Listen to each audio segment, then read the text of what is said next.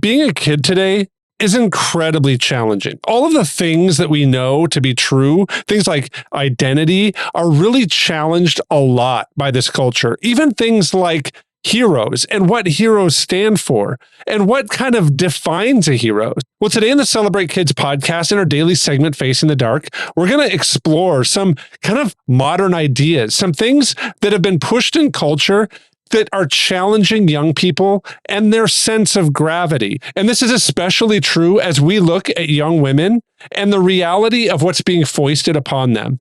And so today in the Celebrate Kids podcast, in our daily segment, Facing the Dark, Dr. Kathy is going to go at this topic head on and give parents some insight into how we can encourage and guide our kids. So let's turn now to Dr. Kathy Koch. Don't be afraid of the dark. Be careful with stars. Not every light is gonna guide you, baby. Not every light is gonna guide you. So Dr. Kathy, Carrie Gress from Newsweek wrote recently, quote, "Feminism has rewritten the fairy tale script. No longer is envy the downfall of women, but now it's a badge of honor." She goes on to say that for over 50 years, women have been clamoring to make themselves into men, mentally, and now they're doing it biologically. But in this scramble, they've kind of fretted away what it actually means to be a woman. She says, quote, "The fruits of envy haven't just targeted men, but also children. The needy, demanding upstarts, who we are told are the real obstacle to our happiness. Following the pattern of manhood, the seed has been deeply planted that no woman should have to mother another. Mothering sets us back. Mothering enslaves us. This is the pro-choice fairy tale, complete with a parade of victimized women in red robes and white bonnets, reminding us how awful and enslaving motherhood is." End quote. So Dr. Kathy, that's kind of an intense quote. And I have to say, you're a woman. I'm not going to kind of mince words here. And I've never dreamt about being a woman. I don't know what it is about the culture that kind of pushes women to kind of desire and imagine what it would be like to be a man. How should parents kind of handle this cultural push that shoves into the face of young women and young girls this idea that somehow they should be gauged by how much like men or what kind of status they can achieve as men? It kind of drives them to be that way. How should parents handle that? Oh my goodness, Wayne, this is so hard.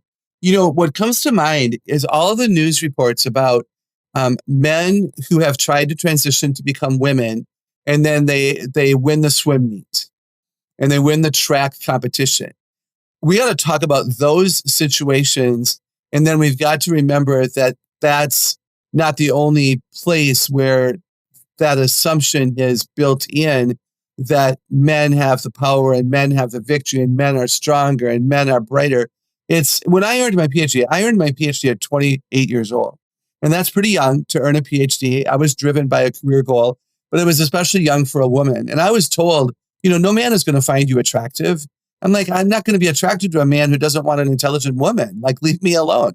I mean, even way back then, the things that were said about how my future was going to be changed by the fact that I was driven and I loved learning and I had a career goal that, I felt like I was supposed to aspire to because I felt like I had been created to do that. It just angers me. And are our women celebrating being women? Are our women celebrating being moms? What do our children hear us talk about? Are we always tired?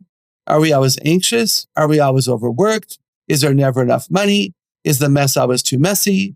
What do they hear us talk about? I just could go on and on. I would love for women to be content as moms.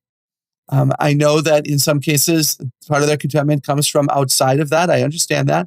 Not opposed to women who work outside of the home and moms who do that. But I would hope that we wouldn't elevate that to the extent that our children will feel less than or replaced by a career. And I would hope that no woman feels forced into doing that by a man who says, you have to provide more. Good heavens, she's provided your children for you. Can you find a way to make it work? You and your wife have, you've sacrificed to make things work for your large family. And I think others can do it as well and would find it really fulfilling if they would give it a chance. Yeah, I agree, Dr. Kathy. And I want to ask you this because this kind of ends up spinning into some of these conversations. And that's this idea that kind of Carrie Gress highlights that envy is kind of something that we should maybe strive for, that we're kind of encouraged to strive for and to use it to kind of better good. I mean, there's a lot of films that have been made recently that really kind of paint heroes and villains almost with a similar brush and kind of highlight the fact that both of them call on some of the darkest ideas that they're kind of wrestling with. And that through the power of, maybe taming envy and gossip, and I would even say like coveting and lying, that somehow our heroes in these movies or these different cultural icons can kind of get ahead in life. We've had presidential candidates that I would say are kind of using what I would probably call these dark virtues. I don't even know if they're virtues. They're just like things that exist, right? The that are opposite of a virtue. Yeah. But they use envy and gossip and lying and cheating and whatever to get ahead in life. And somehow we kind of get behind them and celebrate that. How can we build a stronger sense of identity in the light of these moments of culture that kind of tell us to use envy or to use cheating or to use coveting to get ahead in life? I don't know how to answer your question. What I'll say is that it's disgusting to me that anybody would want to celebrate things like envy.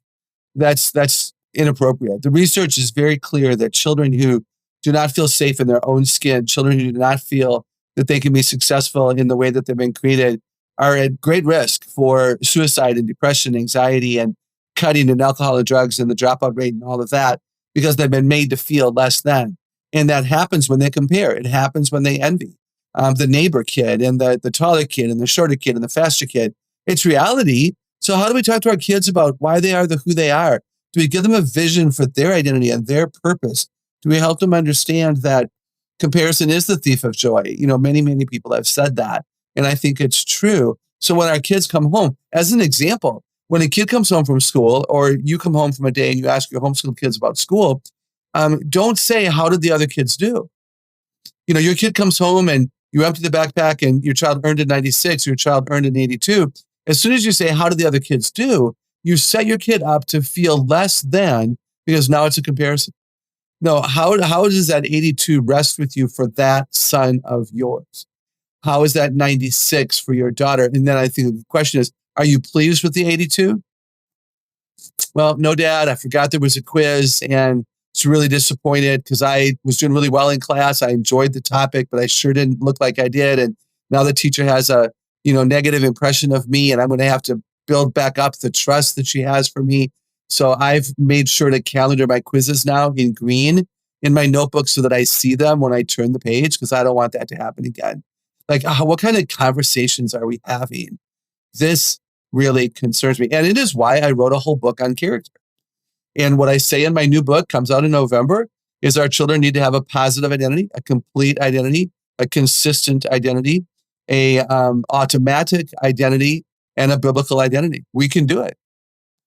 Yeah, Dr. Kathy, I think those are really important things to think through. I'm really looking forward to seeing your book on character come out, because I think it's almost like one of those, like I would maybe call it like a book on gravity. I don't know if you saw it like this, but these are the real things in the world, right? We know this to be true, but there's so many things in society that I think are kind of being pushed to the limits of reality. Things that for you and I, it was probably like, the role of marriage or the role of the church in our lives, and now marriage and kind of the church have been worked to be undone and kind of redefined. It might be kind of, and we've seen things like sexuality and identity be challenged, but now we're seeing it actually more for our kids beyond kind of sexuality and identity to actually being pushing them to want to change physical realities to align with whatever they think reality is.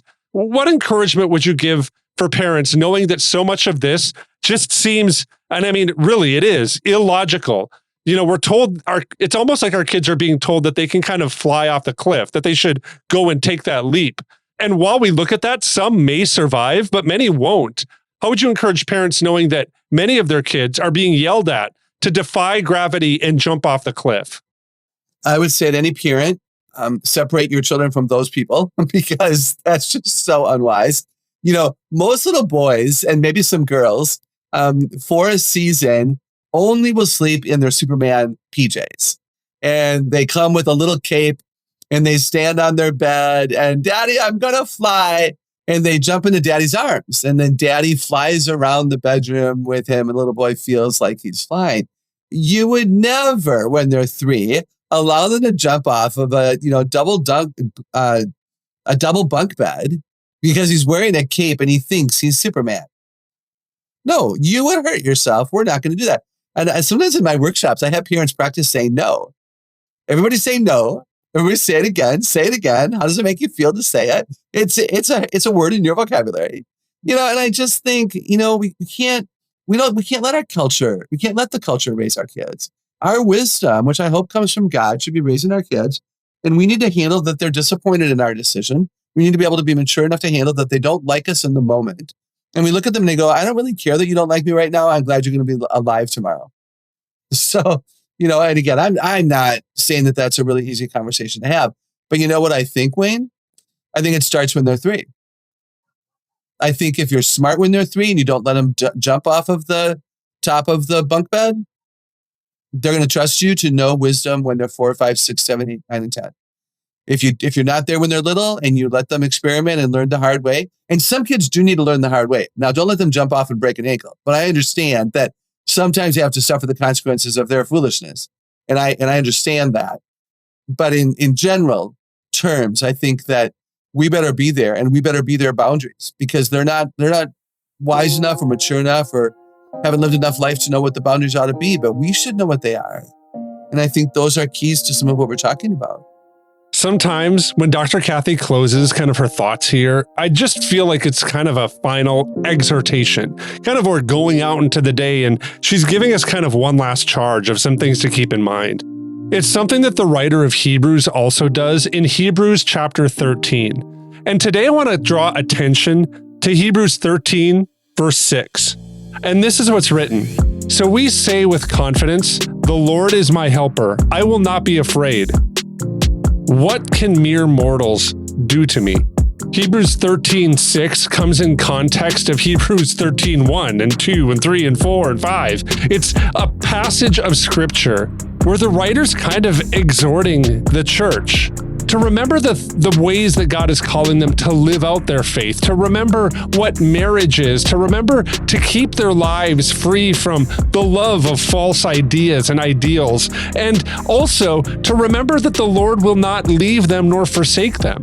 And all of this leads to this verse in chapter 13:6, where it says, so we can say with confidence that the Lord's our helper, and that we don't need to be afraid. And I think today, in light of all of the tumult, if we can call it that, all of the noise that's going on, especially for our kids, we can say with confidence that the Lord is our helper. And as we walk through these times with our kids, we do it with the confidence not of ourselves or for being able to answer their questions or for being able to carry their confusion. We do it with confidence in the Lord, that the Lord is our helper. And the Lord is the one who our confidence lies in. And I think that as parents, if we can hold tightly to that it can be a bright light that shines and cuts through the darkness of the questions and confusions and all of the things that our students and kids are dealing with. And I hope that's an encouragement for you. And I hope this podcast is an encouragement for you. If it is, shoot us a quick note. Let us know what you're thinking or what's kind of going on in your world. We'd love to pray for you and maybe even to talk about some of the things that you're wrestling with. You can just send me a quick email on this. My name's Wayne. You can send it to wayne@ignitethefamily.com. That's WAYNE@ignitethefamily.com. On behalf of Dr. Kathy Koch, I'm really thankful that you join us here every day. And I just want to let you know that I'm looking forward to seeing you here again tomorrow.